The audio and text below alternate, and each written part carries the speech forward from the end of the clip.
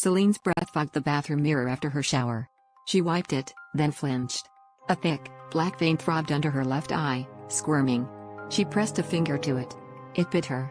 Her scream died as her jaw clamped shut. In the mirror, her reflection tilted its head, smiling with too many teeth. "Always here," it hissed in her voice. "Since you were 6. Since the closet." Her fingernails tore off. Bone claws punched through her fingertips.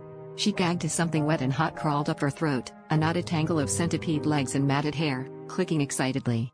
It pried her eyes open, forced her to watch as her ribs split into jagged petals.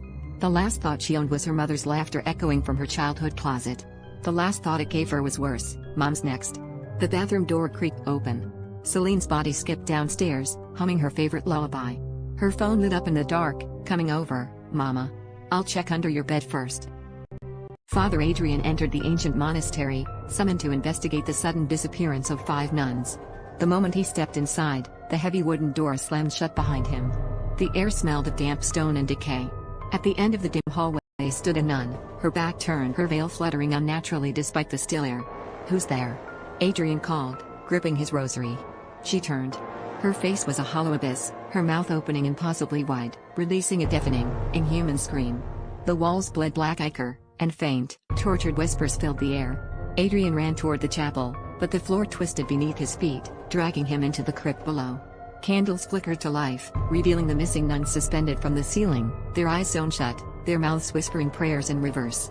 A voice thundered from the shadows, "You were brought here to confess. Your sins cannot be forgiven." Adrian's breath hitched. A clawed hand erupted from the darkness, grabbing his chest, and the last thing he saw was his reflection in the creature's eyes, pleading, screaming, already consumed. The next morning, the monastery stood empty. But if you listened closely near the chapel door, you could hear faint whispers: "Confess. Confess. Confess." Are you brave enough to look behind you? Stick around till the end for the twist you'll never forget. Sister Maria knelt in the candlelit chapel, her whispers echoing into silence. Midnight struck. Behind her, the shadows moved. She froze as a low, guttural voice whispered, "Pray for me." Turning slowly, she saw a figure, a nun, but its face was a hollow void, dripping black ichor. Maria stumbled backward, the rosary cutting into her hand. The candles snuffed out one by one, leaving her in utter darkness. The void-faced figure loomed closer, whispering, "You wear the cloth, but your soul is mine." Her screams were swallowed by the darkness. When the priest found her the next morning, the chapel was empty. On the altar lay Maria's habit, soaked in blood, with a single phrase carved into the wood: "No one is saved." If you're still breathing, hit the like button, subscribe to Shadow Tales, and share this story with a friend who loves horror. The abandoned monastery loomed under the pale moonlight, its bell tower frozen in silence. Local whispers claimed it was cursed, a place where no prayers could save you. 2 travelers, desperate for shelter, ignored the warnings. Inside, the air was heavy with incense and decay. Faintly, the sound of distant chanting echoed through the empty halls. As they explored, a figure stepped from the shadows, a nun in a tattered habit. Her veil obscured her face, her hands clasped tightly around a rosary that looked rusted with blood. "Do you seek salvation?" she whispered, her voice layered with an unnatural growl. One traveler nodded nervously, but the other grabbed his arm, pulling him back. "We should go," he hissed. The nun's head tilted sharply, an audible snap reverberating in the room. Too late. Her veil fluttered as she lifted it, revealing hollow eye sockets that oozed black tears. Her jaw unhinged, stretching impossibly wide, revealing rows of sharp, yellowed teeth. Shadows poured from her mouth like living creatures, crawling across the walls and floor.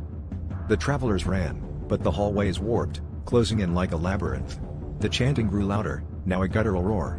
One man tripped, screaming as the shadows wrapped around his body, pulling him into the floor.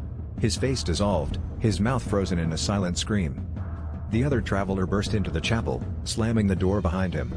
But the nun was already there, waiting, her form towering and twisted, her rosary now a chain of human teeth. She whispered, "Pray," before plunging her clawed hands into his chest, ripping out his shadow. The next morning, the monastery bell tolled for the first time in centuries. Inside, 2 new figures stood motionless, hollow-eyed and silent, among the pews. Lena was brushing her teeth late at night, staring at herself in the bathroom mirror. The house was quiet, the kind of silence that felt too heavy. She leaned down to rinse her mouth, but when she straightened back up, her reflection didn't move. It just stood there, grinning. Paralyzed, Lena's mind raced. She waved her hand nervously, but her reflection didn't mimic her. Instead, it cocked its head unnaturally, its smile growing wider, revealing rows of sharp, jagged teeth. Suddenly, the lights flickered and the reflection whispered, "You don't belong here anymore." Lena stumbled back, slamming into the door. The mirror began to ripple like water, and her reflection reached out, its hand stretching impossibly far. She screamed as the cold fingers grabbed her wrist and yanked her into the glass. The last thing Lena saw was herself, now on the other side, calmly walking away with her face.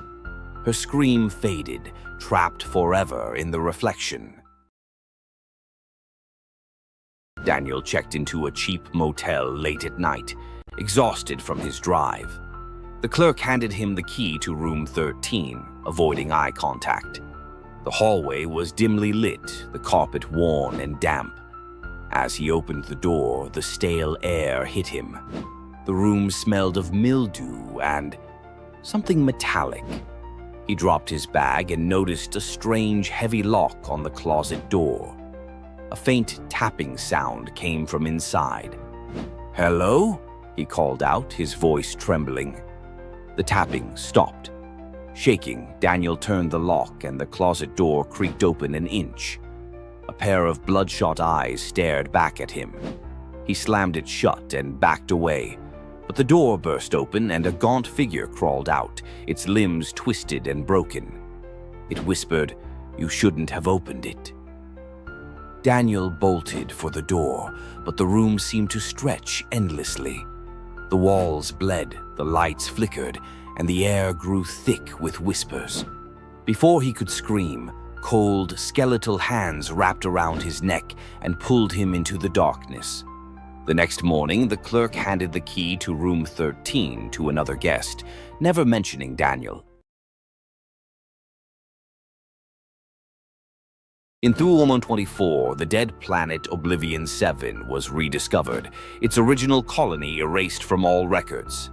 Captain Ria's crew landed to investigate, under strict orders to leave before the twin suns set. The colony was a ghost town.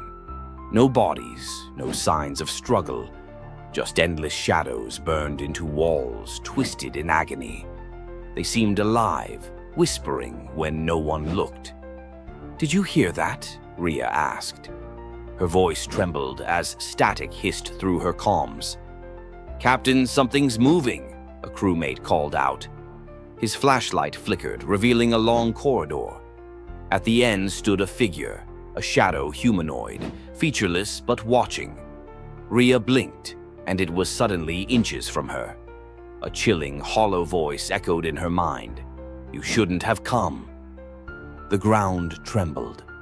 Outside, the first sun began to darken. "Get to the ship!"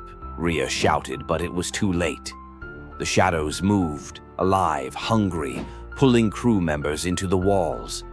Their screams echoed, cut short as their bodies dissolved into shadows. Ria sprinted toward the ship, but the air thickened, slowing her. She turned and saw them, thousands of shadow figures crawling out of the colony, eyeless yet fixed on her. The second sun dimmed. The last thing Ria saw before the darkness consumed her was her shadow, reaching out to strangle her. When rescue teams arrived, they found the ship intact, the colony still silent. But the walls had new shadows.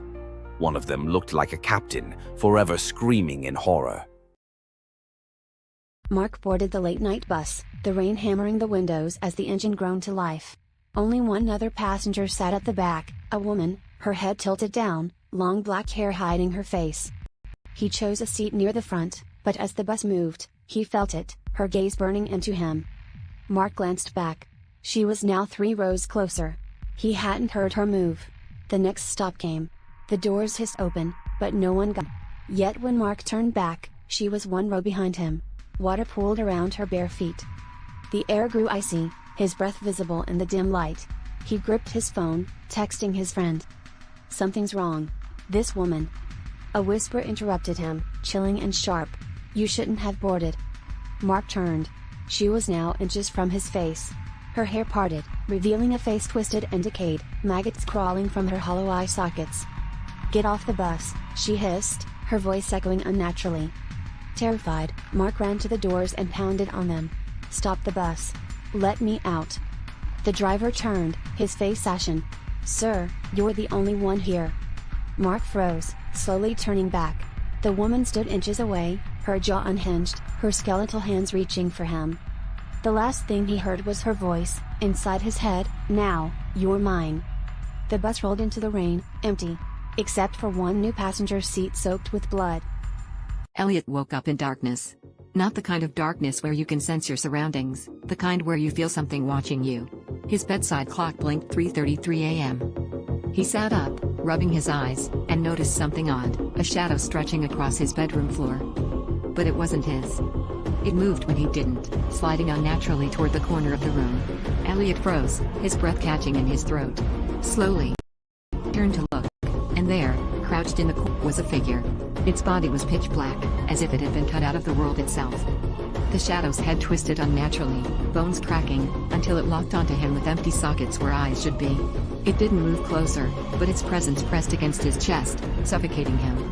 Suddenly, it whispered, its voice like a distant scream, "Do you remember what you did?" Elliot's throat tightened. He didn't know what it meant, but guilt surged through him, guilt so deep, it felt like drowning. The shadow unfolded itself, its limbs too long, its head brushing the ceiling.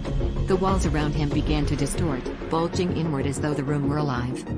"I'm here to collect," it hissed, its empty sockets glowing with faint, sickly light. Elliot tried to scream, but no sound came out. The shadow lunged forward, grabbing him by the face, its touch colder than death. His skin began to burn, black veins spreading under the surface. And then, everything went dark. When the sun rose, Elliot's bed was empty. The only thing left behind was a faint outline of his shadow on the wall, twisted in a silent, eternal scream. But if you stood there long enough, you'd swear it started to move. Jake lived alone in a cramped apartment where a full-length mirror stood bolted to the wall across from his bed.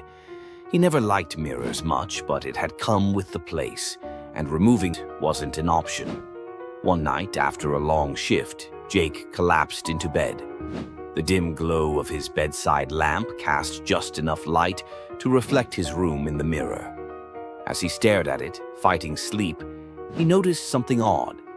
His reflection didn't match his movements. Jake froze. Slowly, he raised his right hand. His reflection raised its left. Chills ran down his spine.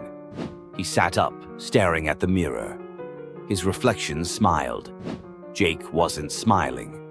Heart pounding, he grabbed a blanket and threw it over the mirror, suffocating its eerie presence. Breathing heavily, he turned off the light and tried to sleep.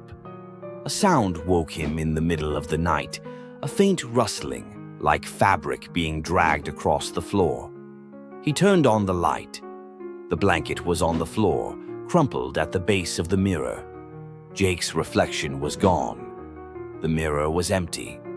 Just the room. Just him. Then he felt it, cold breath on the back of his neck. Before he could scream, two pale hands reached out from the mirror, grabbed his shoulders, and yanked him in. The next tenant moved in a month later. They admired the antique mirror in the bedroom. It reflected the room perfectly, except for one thing.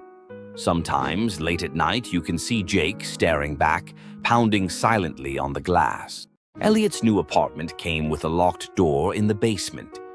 The landlord had been firm. Don't try to open it. It's been sealed for a reason. But curiosity gnawed at him. Why was it locked? What was behind it? One stormy night, unable to resist any longer, he grabbed a crowbar and pried it open. The door creaked, releasing a foul stench that turned his stomach. A narrow staircase spiraled into darkness. Elliot hesitated but descended, flashlight in hand. The beam revealed strange, childlike drawings etched into the walls, figures with twisted faces and hands reaching upward. At the bottom, the air felt alive, heavy with something he couldn't name. In the center of the small room stood a single wooden chair. Tied to it was a doll, its face cracked, its eyes made of human teeth. As he approached, the flashlight flickered. The door above slammed shut. The doll's head turned slowly toward him, its mouth opening far too wide. A voice like a child's scream